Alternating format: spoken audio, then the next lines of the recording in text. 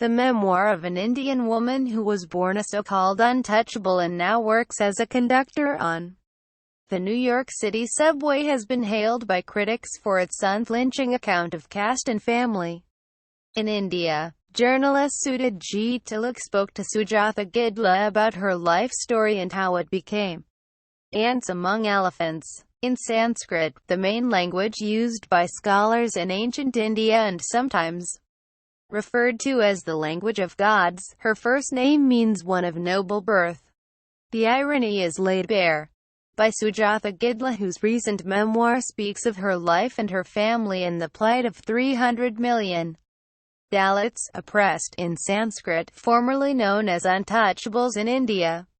An expressive personal examination of her life, her parents, especially her mother, grandparents and Satyam, or the Maoist uncle who hoped revolution would help improve the caste discrimination his people suffered. Ants among elephants has quickly become the toast of critics and readers in America.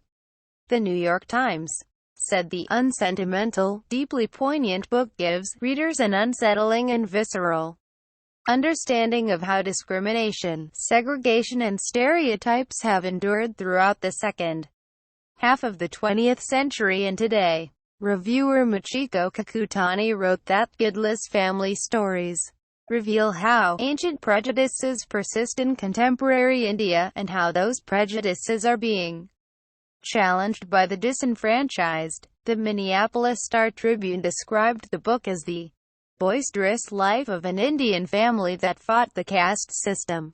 Gidla is our Virgil into the world of the untouchables and their acts of defiance, not just as an observer, but as a participant, wrote reviewer Peter Lewis.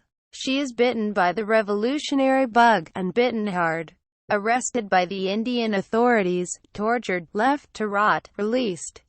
She has been party to the heights and the depths of living a revolution. Michael D. Langan, a culture critic for NBC2.com, wrote that Gidla breaks away her indomitable soul and tells her family stories, adding, "They are not stories of shame, but of grace."